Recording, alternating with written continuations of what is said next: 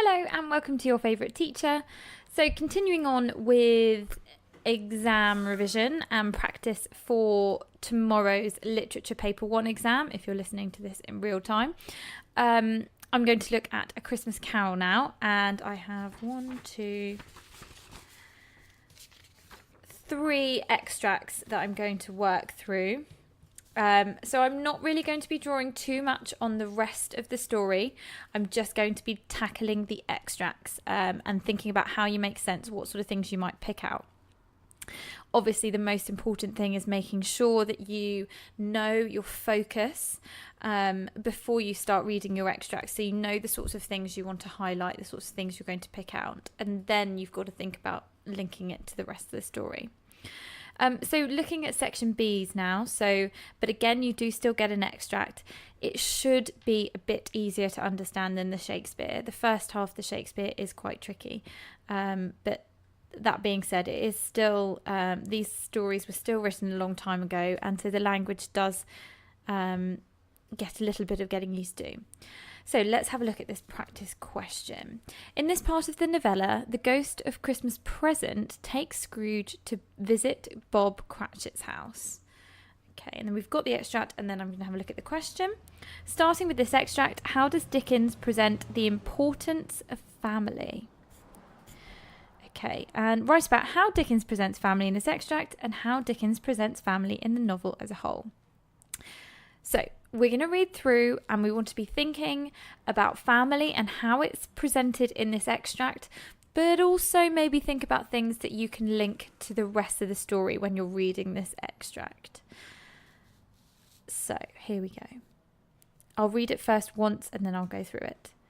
Then up rose Mrs. Cratchit, Cratchit's wife, dressed out but poorly in a twice-turned gown, but brave in ribbons, which are cheap and make a goodly show for sixpence. And she laid the cloth, assisted by Belinda Cratchit, the second of her daughters, also brave in ribbons, while Master Peter Cratchit plunged a fork into the saucepan of potatoes, and getting the corners of his monstrous shirt collar, Bob's private property, conferred upon his son and heir in honour of the day, into his mouth, rejoiced to find himself so gallantly attired, and yearned to show his linen in the fashionable parks. And now 2 smaller Cratchits, boy and girl, came tearing in, screaming that outside the baker's they'd smelled the goose, and known it for their own, and basking in luxurious thoughts of sage and onion. These young Cratchits danced about the table and exalted Master Peter Cratchit to the skies, while he, not proud, although his collars nearly choked him, blew the fire, until the slow potatoes, bubbling up, knocked loudly at the saucepan lid to be let out and peeled. "What has ever got your precious father, then?" said Mrs. Cratchit, "and your brother Tiny Tim, and Martha, warned as late as last Christmas Day by half an hour?" "Here's Martha, mother," said a girl, appearing as she spoke. "Here's Martha, mother," cried the 2 young Cratchits. "Hurrah! There's such a goose, Martha." "Why, bless your heart alive, my dear, how late you are," said Mrs. Cratchit, kissing her a dozen times and taking off her shawl and bonnet for her with officious zeal. "We'd a deal of work to finish up last night," replied the girl, "and had to clear away this morning, mother." "Well, never mind, so long as you are come," said Mrs. Cratchit. "Sit ye down before the fire, my dear, and have a warm, Lord bless ye." Okay, so we've got the Cratchit family, and we've got to look at how Dickens presents the importance of family, which might not straight away come across in this extract, because what we have here is we have people preparing for Christmas dinner, and it might be quite tricky to see the importance of family here, but what you've got to realise is that Scrooge is watching this because of the ghost of Christmas Present. So what you have to be able to do is you have to be able to make a comparison between Scrooge, who is very much alone, and Bob Cratchit's family. And you have to, as a reader, Dickens is trying to make you see that one is better than the other, and that the family and the family environment that we're looking at in this extract is far superior to Scrooge's present life and present existence. So we need to think about ways in which things seem better in the Cratchit household. Now, initially, what we look at is a few negatives because they're a very poor family. But in a twice-turned gown, brave in ribbons, and they make a goodly show.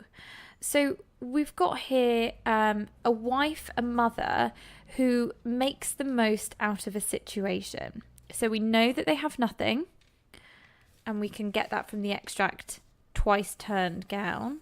Shows that how many times it's been reused.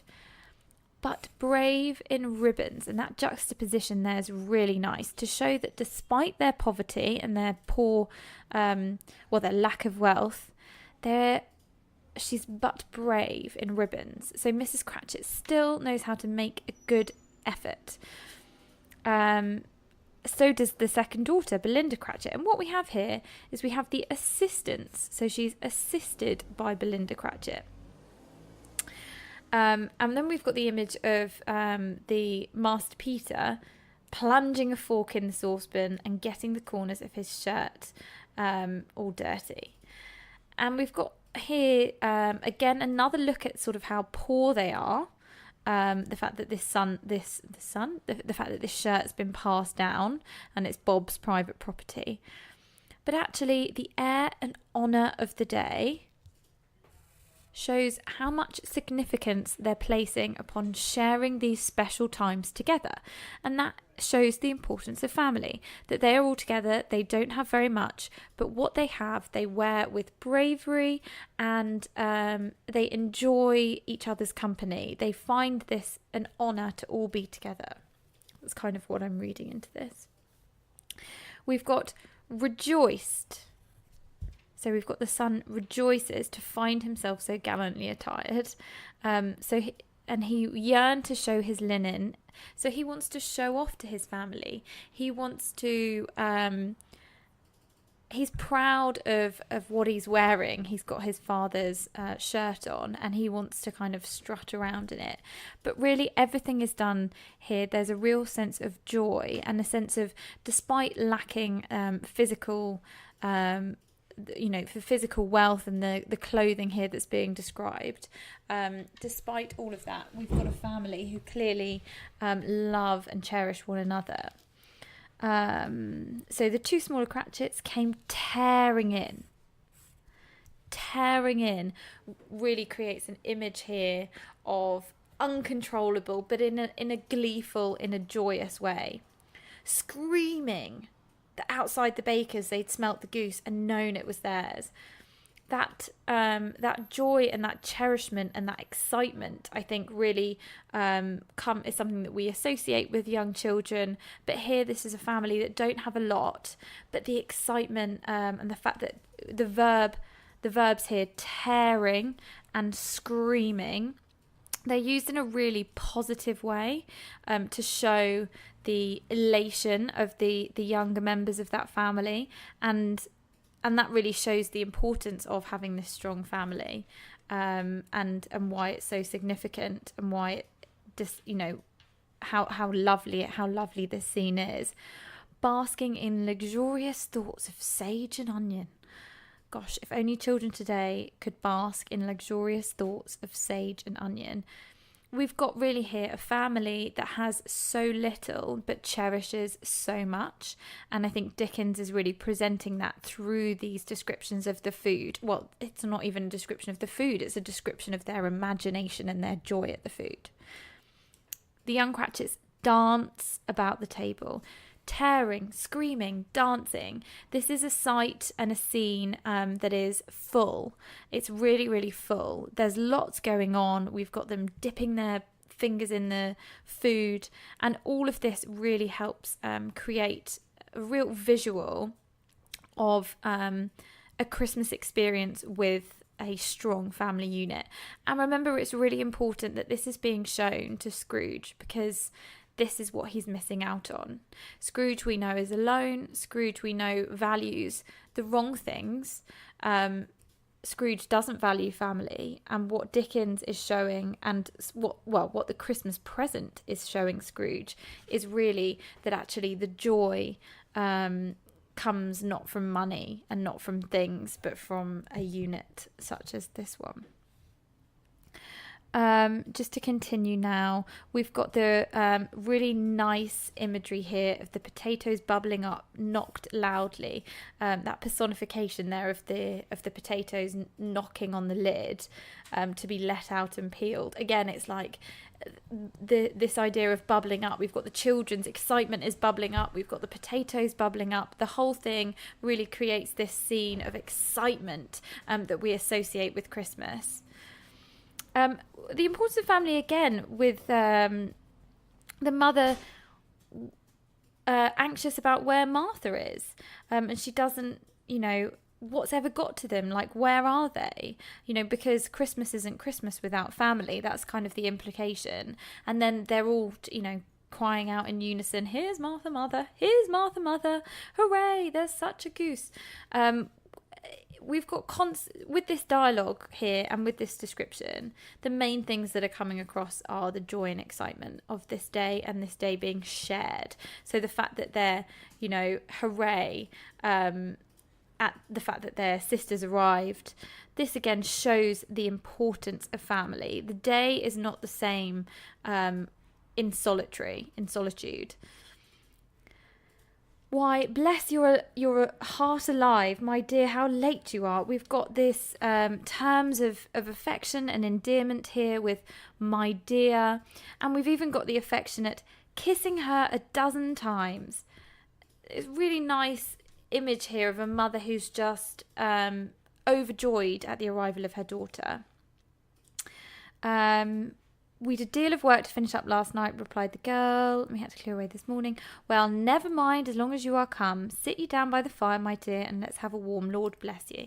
So this final line of the extract here, Mrs. Cratchit really kind of waves away the other things, the things that Scrooge may value, the importance of work and working hard and money and all of these things, and really, never mind, as long as you are here. That is what Mrs. Cratchit wants. That's what she needs for a good Christmas. She needs her family around her, her children excited, overjoyed, and I think that shows the importance of family and the importance that the Christmas present is trying to demonstrate to Scrooge. So remember that what Dickens does in this story is he uses Scrooge to highlight the negative aspects of society, and whilst the ghosts are teaching Scrooge a lesson, Dickens is really teaching us a lesson. So Dickens is demonstrating to us what the ghosts are demonstrating to Scrooge. And in this extract,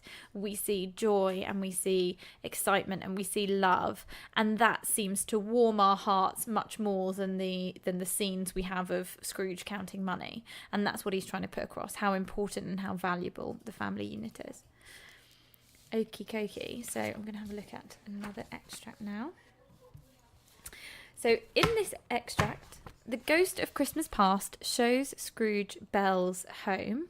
And then starting with this extract, how does Dickens present the theme of regret in A Christmas Carol? Write about how Dickens presents the theme of regret in this extract and how he presents the theme of regret in the novel as a whole. You're always going to get a question like that. It's going to ask you about the extract, then it's going to ask you to link it on a much wider level. I'm just going to focus on the extract mainly.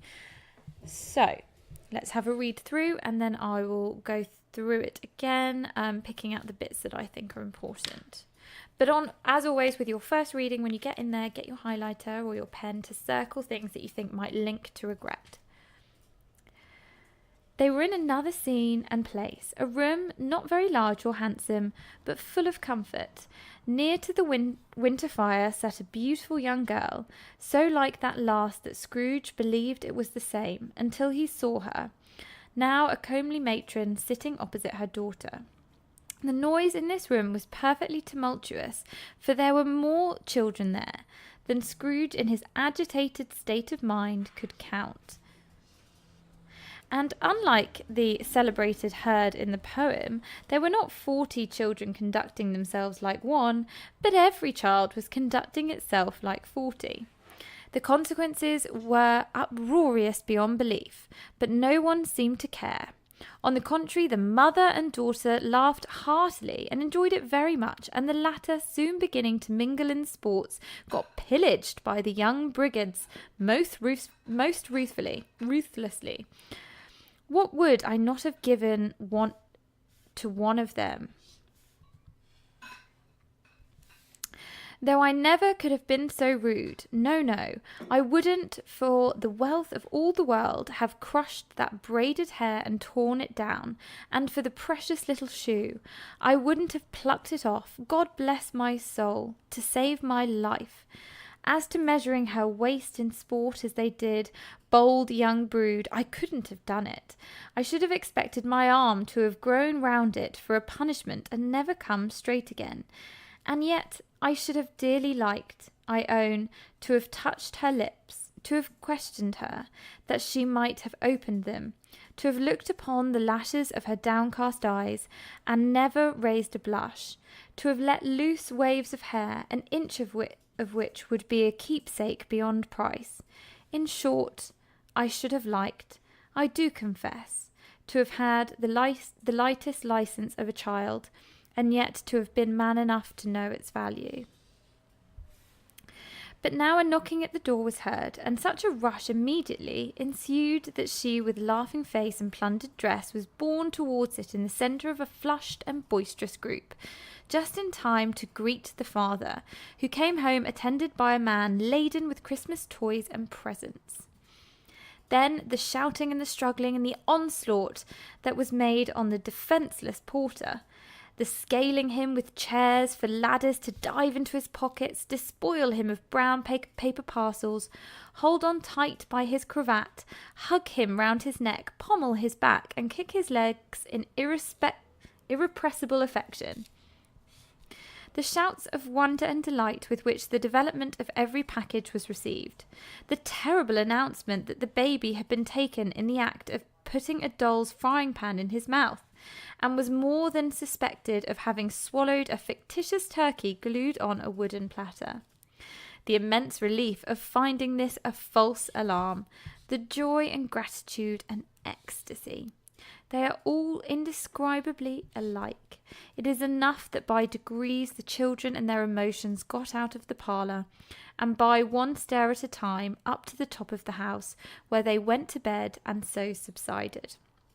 And now Scrooge looked on more attentively than ever, when the master of the house, having his daughter leaning fondly on him, sat down with her and her mother at his own fireside, and when he thought that such another creature, quite as graceful and as full of promise, might have called him father, and been a springtime in the haggard winter of his life, his sight grew very dim indeed. It's a really long extract there. I wouldn't expect it to be quite that long, but if it is, don't worry, because all that means is that you should have a lot of material to look at. So what we have here is we have Christmas Past showing Scrooge Belle's home. Now, Belle is his ex-fiancée. And so really, excuse me there. So really what we have here is a classic case of Facebook stalking your ex, or Instagram stalking your ex. And really, Belle won the breakup in this instance, and Scrooge looks at her and her life, and he mourns what might have been. And we see this like very, very strong description of another family unit, one that is happy. We've got laughed heartily, and we've got these sort of mad children that are scrambling for their toys and presents. But really, these are all things that Scrooge should hate. They're all things, people, sociability, everything like that he looks down on. But he actually, when he compares it to his life, the haggard winter of his life, he wishes for this more than anything. And it's really sad. So we have this idea of regret and this idea of missing out on what's important. With the case of Belle's home, Scrooge sees a life that he could have had. He could be that father. And I think when we have the father coming through the door, that's where Scrooge can look on and see this man and think that it could have been him that was that had these children climbing on top of him, diving into his pockets, and so on and so forth. So let's look at some things that might show regret.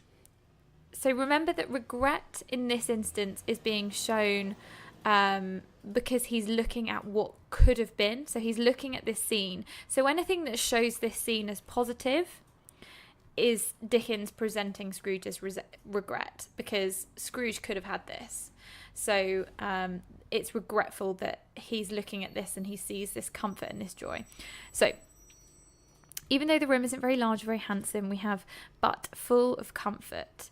And comfort here is a word that has more connotations than it just being nice, or it just being pleasant, or it being luxurious, or whatever it is.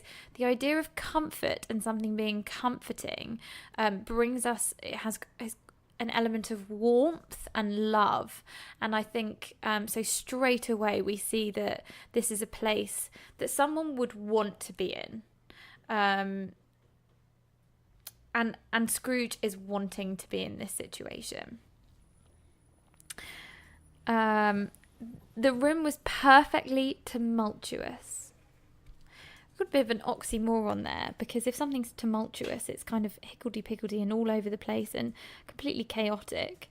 But for it to be perfectly tumultuous, we've got those contrasts, those opposing ideas, what Scrooge thinks he wants and what Scrooge actually is finding through these experiences that he wants. So the idea of tumultuous children, that's something that Scrooge would think, no. But the fact that it's perfectly tumultuous, and Dickens putting in this oxymoron, shows the changes that are happening with Scrooge based on his sense of regret.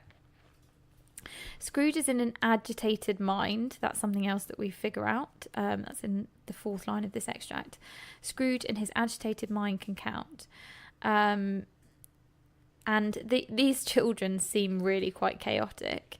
But they're described, the mother and daughter laughed heartily. So he's looking on this scene as a fond scene. And anything really that shows that this scene is a fond scene is something that shows his regret.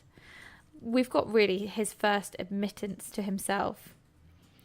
What would I not have given to one of them? Though I never could have been so rude, no, I wouldn't for the wealth of all the world have crushed that braided hair and torn it down, and for the precious little shoe I would have plucked it off, God bless my soul, to save my life. We've got some quite strong admissions here. No. The exclamation mark that Dickens is using.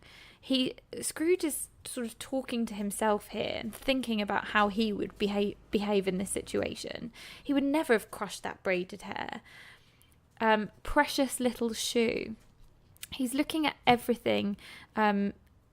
It's quite unusual, the description here, because it seems completely chaotic and like he can't even get his eyes to see what's happening, but at the same time he's picking out really small details, and I think that really does show his regret.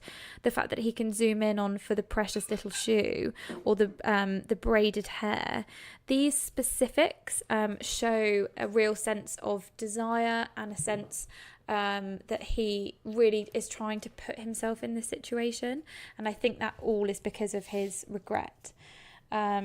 To save my life, we've got here. God bless my soul, to save my life. And even though it's not being used in the sense that he regrets that this isn't his life, I think the reference to it there is obviously the implication. God bless my soul, to save my life. He wouldn't be doing that.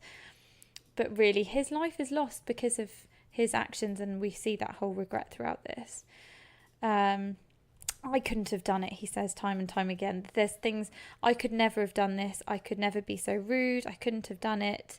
And yet I should have dearly liked, I own, to have touched her lips. I find this line quite sad, actually. This longing as he's looking at what should have been his wife. And we've got a long, gosh, is that whole sentence? Yeah, it's about 4 lines of a sentence from this extract, which I will post on the Instagram so that you can see it. It's your favourite teacher if you don't know. But it's 4 lines here of what he would have dearly liked. And the fact that it's such a long sentence, we've got lots of colons in there, lots of commas in there, as he's just describing everything he would have liked. And he sort of loses himself in this. He loses himself in this description, to have touched her lips, to have questioned her, and that she might have opened them, to have looked upon the lashes, downcast eyes, and never raised a blush, to have let loose waves of hair, an inch of which would be a keepsake beyond price. In short, I should have liked, I do confess, to have had the lightest licence of a child, and yet to have been man enough to know its value.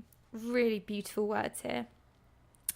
Of what he is beginning to value, and all of these things, these small things, just a look from her, you know, an inch would have been a keepsake beyond price.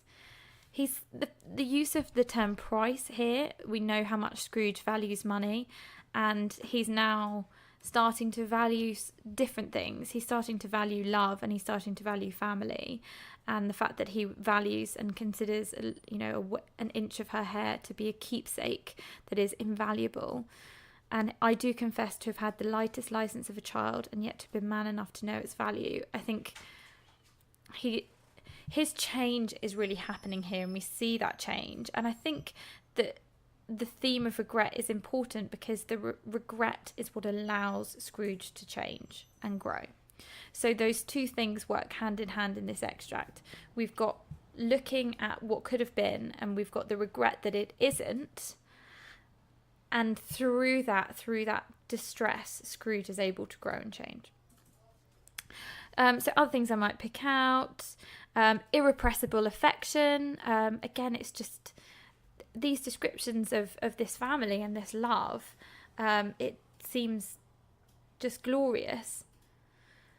The children, where they think that the turkey's gone, but it's a false alarm. And then we've got rule of 3 here with the triplets, the joy and gratitude and ecstasy, that repetition of and there after each comma, and the list of the 3 things. This is what he is seeing. And we've gone from some very long sentences to some short ones here. The joy, the gratitude and ecstasy, full stop. They are all indescribably alike, full stop. These things are things that he holds an importance on, his observations of these feelings and how similar they all are. And now Scrooge looked on more attentively than ever. So looking and longing is very much tied in with regret. So if someone's looking at something, it's that he's coveting it, he wants it. And he sees the father return and the mother by the fireside, quite as graceful and full of promise, that might have called him father. He thinks of what might have been in this last paragraph, which is really sad. And we have sort of the last line, and been a springtime. So the seasons here suggesting change. Winter obviously is cold and dangerous and dark, and spring is life and hope. And that this could have been a springtime in the haggard winter of his life, but it wasn't. His sight grew very dim indeed. So that's how the extract ends. So it's quite a sad extract. There's lots here to talk about, even though it doesn't seem obvious straight away. But because of how tenderly he's talking about this situation, we can tell his regret. Oh, this podcast is going on forever. I do apologise. I'm just going to do one last extract from A Christmas Carol. And in this part of the novel, the ghost of Christmas Past takes Scrooge back to see his days as an apprentice. Starting with this extract, how does Dickens create a sense of atmosphere? Blah! These are the worst kind of questions, because what on earth do you say if someone asks you to create a sense of atmosphere? Write about how Dickens creates a sense of atmosphere in the extract, and how Dickens creates a sense of atmosphere in the novel as a whole. Right, so I've not read these extracts before doing these questions, so do bear with me. Atmosphere is a really tricky one, and as we read through, I'll try and think of some things that you should always look for. In particular, people create atmosphere the same way as how they create anything, but in atmosphere you need to be looking for the tone, the mood, a certain sense, a certain feeling. So that can be created through imagery, it can be created through description, it can be created through, imagery is description, but it can be created through dialogue, it can be created through structure. So let's have a look and see how it's created here. "Yo-ho, my boys," said Fezziwig. "No more work tonight. Christmas Eve, Dick. Christmas, Ebenezer. Let's have the shutters up," cried old Fezziwig, with a sharp clap of his hands, "before a man can say Jack Robinson." You wouldn't have believed how those two fellas went at it. They charged into the street with the shutters. 1, 2, 3. Had them up in their places. 4, 5, 6. Barred them and pinned them, 7, 8, 9, and then came back before you could have got to 12, panting like racehorses. "Hilly-ho!" cried Fezziwig. "Skip down from the high desk with wonderful agility. Clear away, my lads, and let's have lots of room here. Hi-ho, Dick! Cheer up, Ebenezer!" Clear away. There was nothing that wouldn't have cleared away, or couldn't have cleared away, with old Fezziwig looking on. It was done in a minute. Every movable was packed off as if it were dismissed from public life for evermore. The floor was swept and watered, the lamps were trimmed, fuel was heaved upon the fire, and the warehouse was as snug and warm and dry and bright as as bright a ballroom as you would desire to see on a winter's night. In came a fiddler with a music book and went up to the lofty desk and made an orchestra of it, and tuned like 50 stomach aches. In came Mrs. Fezziwig, one vast substantial smile. In came 3 Miss Fezziwigs, beaming and lovable. In came the 6 young followers, whose hearts they broke. In came all the young men and women employed in the business. In came the housemaid with her cousin, the baker. In came the cook, with her brother's particular friend, the milkman. In came the boy from over the way, who was suspected of not having board enough from his master, trying to hide himself behind the girl from next door but one, who was proved to have had her ears pulled by her mistress.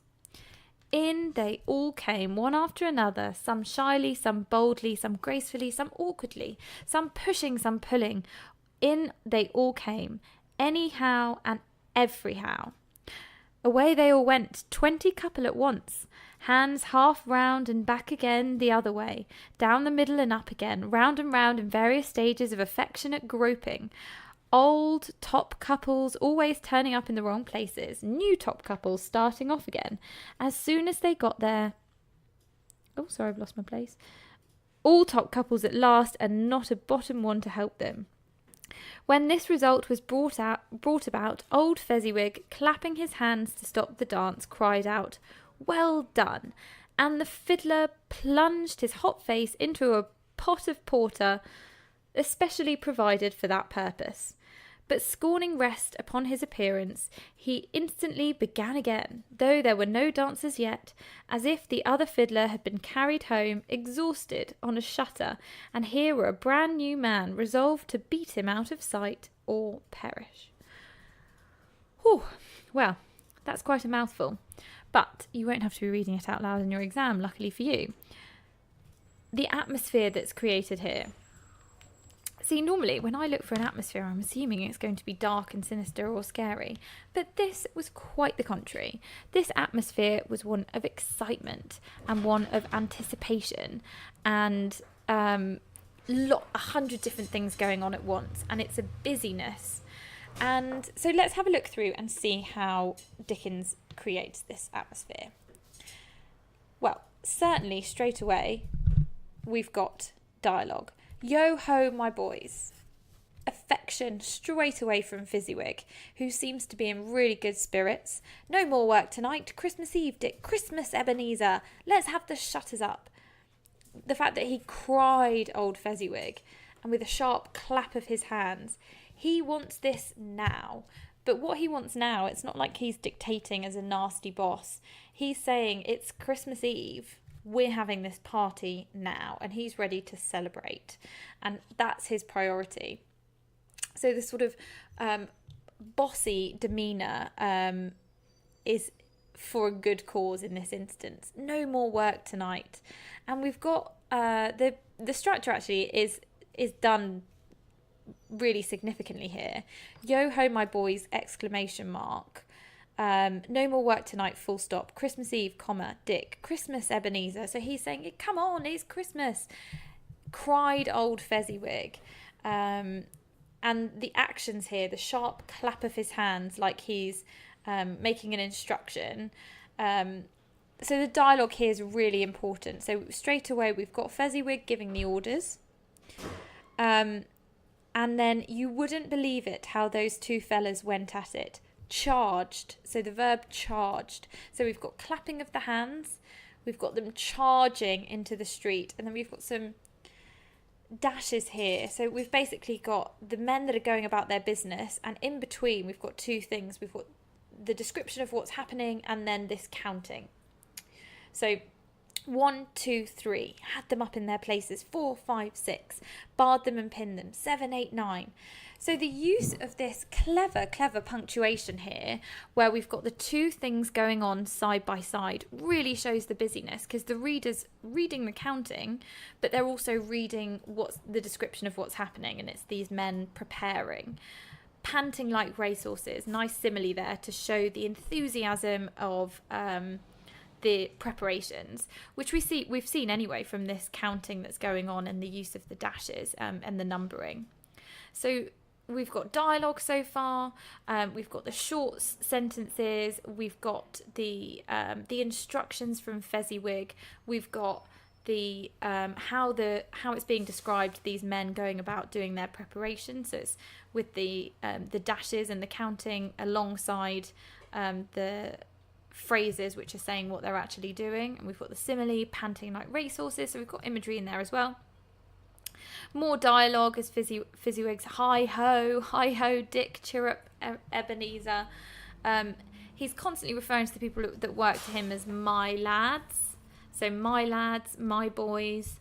We've got that real sense of Christmas spirit and unity and excitement and affection there.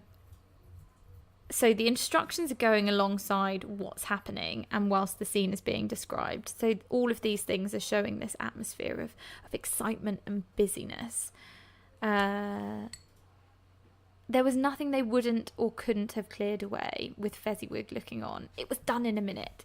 And the fact that we've got that line, it was done in a minute, obviously I'm assuming this is some exaggeration here, but it's a short, simple sentence, and what that's signifying is that in a short, simple time, it was all done. So the structure is reflecting the action, which is quite clever. Every movable was packed off as if it was dismissed. So dismissed, again, we think of like work, and we think of being dismissed from work, and what he's saying is we're using this the semantic field of working and orders and things like that, but it's actually for organising a party, which is quite fun. Bright a ballroom as you would desire on a winter's night. So they've turned a warehouse into a ballroom, and that's a really nice description, because we can imagine how beautiful that scene would be when initially it was just a warehouse that was covered in, all of the stuff that they use for their mundane day-to-day existence. So this is all the preparation up to this point, and then we've got the party and people arriving at the party. And we've got this repetition of in came. So Dickens using this repetition of in came shows the size of this event. In came this person, in came that person, beaming and lovable. In came him and her and this and that, and this constant repetition. It starts every line like 1, 2, 3, 4, 5, 6 times we have in came. Oh, in they all came again. So it's over and over, and it's showing this sense of one and all and unity, and this atmosphere as Christmas celebration being for everyone is being used by this nice intro to each of these sentences. And how they're being described, some pushing, some pulling. It's frantic, but it's like an excited frantic, and that really adds to the atmosphere. We can picture what's happening. This hustle and bustle, I think, is the atmosphere could be summed up with sort of hustle and bustle, I believe. And again, to show how inclusive this party is, some shyly, some boldly, some gracefully, some awkwardly, some pushing, some pulling, in they all came. It almost sounds like a song or like a rhyme, but it's really showing how one and all are all invited and all included to this party of Fezziwigs. Clapping and dancing, it seems like everyone's having a pretty good time. The fiddler is exhausted and then dunks his head in water, perhaps, and then he pops out and it's like he was a brand new man. So this party seems never ending. It's infectious. The atmosphere is certainly one of Christmas spirit and one of joy, and I think that comes across in a number of the things that I've said. So you need to then obviously compare that to the atmosphere at other points in the story. I'm not going to go through that in much detail because this podcast has been 40 minutes long and probably everyone's very sick of it. But what you need to think about is actually this story is normally one of sadness and doom and gloom and loneliness. And so what you need to really do is you need to think about how this juxtaposes with other atmospheres at different points in the story, whether they be fear, whether they be sadness, sorrow, regret. This quite clearly stands out as a very positive atmosphere. So try and think of things that you can contrast that to when Scrooge is alone or when Scrooge is reflecting on different things, how this is different. Okie dokie, I hope that's been helpful, and don't forget to follow us on Instagram and YouTube. Bye bye.